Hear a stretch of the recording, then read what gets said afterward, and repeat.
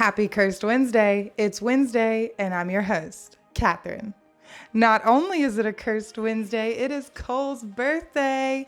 He is 3 years old today. Everybody say happy birthday. He is a shy bean. He's a little shy, but it's okay. We were going to do this whole day vlog and have y'all come around with us while we did his whole birthday day. But the rain and it's freezing outside. So we've been inside just snuggling all day, if you couldn't tell. And for today's video, instead, we are just going to talk about the Whole30. We're going to talk about how it affected me, what I thought was good about it, what I thought was hard about it, all of the good things. So without further ado, let's jump right into that. On that note, Cole decided to go in the living room and play with his toys. I mean, who could blame him? It's his birthday. He can do what he wants. So back to what we were talking about, the Whole30. It is I won't say diet. It's not like a meal plan. It's not really anything. I feel like it's kind of trying to hone in on your food allergies and kind of figure out what you're allergic to, what causes you to be extra bloated, what causes you to be gassy, what causes you to be all of these things that you wouldn't realize come from food. And that's kind of what I'm here to talk to y'all today about.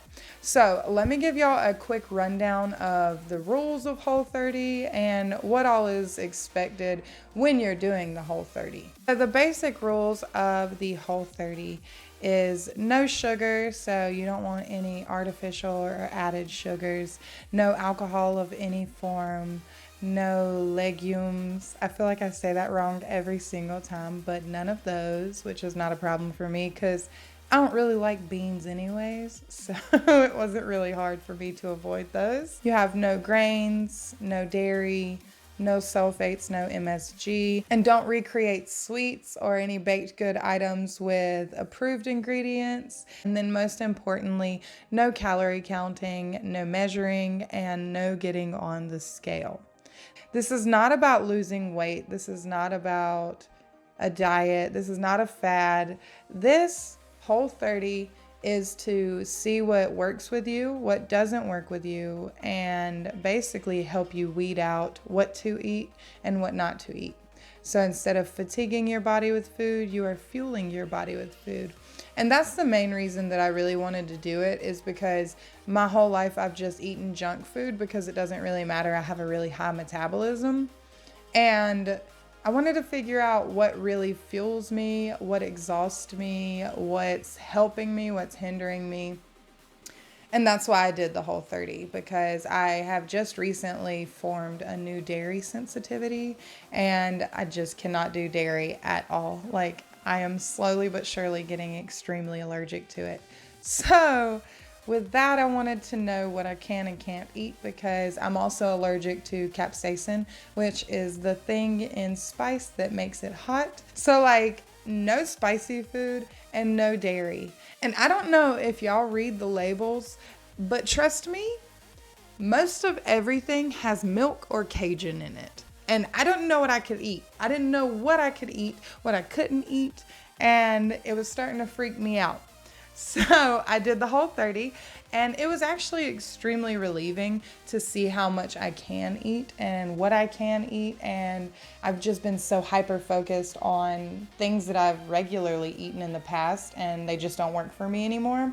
So the only con that I feel is the first week of getting onto the Whole30 is extremely hard, because your body is running through all those carbs and sugars and fats and stuff that you have from all the preservatives in the foods, and it's running through all of that. So your first week you are going to be a little bit more lethargic. You're going to be just a little grumbly, always feeling hungry. Your restroom trips might be a little PC. And that's okay, because that's just your body kind of flushing out everything. And that's the way I saw it for mine. Now, week 2 and 3 are peak of the mountain, feeling great. You've figured it out. You've got your stride, and you're eating healthy, you're eating what's good for you. And I will tell you, these are the 2 weeks that I saw the most changes in my skin overall. I suffer with really bad cystic acne and I never knew why. And it just like randomly pops up. And I found out that it's through food. So now I'm adding foods back in, trying to see which one causes the cystic acne so badly. As of right now, it is just capsaicin and dairy. So that's what we're working with right now. But it's been very interesting adding things back in as well, which I'll get back to. But week 4, you're kind of like, oh, well, this is almost over, so I might as well just make it through. And, you know, you see all of the effects of what it's doing, and you kind of don't want to stop. You kind of just want to continue on eating healthy and eating better.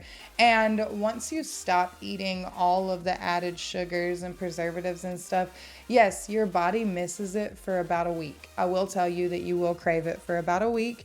But after that, you really don't crave it that much. Healthier foods start to taste better for you. Healthier foods start to become more appetizing because they make your brain function better. They make your skin better. They make just your sleep better. And everything in life feels just a lot more crisp, I would say. Now, I don't really have a lot of cons for the Whole30. I will say that leaving out bread and carbs is really hard. But I don't really have a lot of cons because I've always had a really bad relationship with food, and I did the Whole30 because I wanted to have a better relationship with food. So I don't see any of this experience as really bad.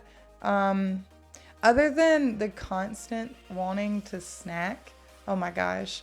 Like, just have fruits and nuts with you all the time because like there's always this constant urge to like snack on something. And if you don't have something with you, it could lead to a dangerous path, and all of a sudden you're in a fast food drive-through line and you don't know what happened. I know, it's okay. But then you would have to start the Whole30 all over again, because this is basically a regimen for you to figure out what works for you and what doesn't work for you. It is not a diet. It's not anything like that. It's basically just to figure out what's going on with your gut health. How does it affect your overall health? And that's the main reason I wanted to do it. With all that being said, I am currently adding in more and more foods from the Whole30 restriction line because I've made it the 30 days and then you add in one. You do that for a week and then you take it out. That's what I'm doing, at least. I don't know if that's like what they do directly, but that's what I'm doing to kind of test the waters and be like, okay, well, I know that the only thing I added back in differently is dairy, and this is how I'm reacting. I know the only thing that I added back in differently is more carbs, and this is how my body's reacting.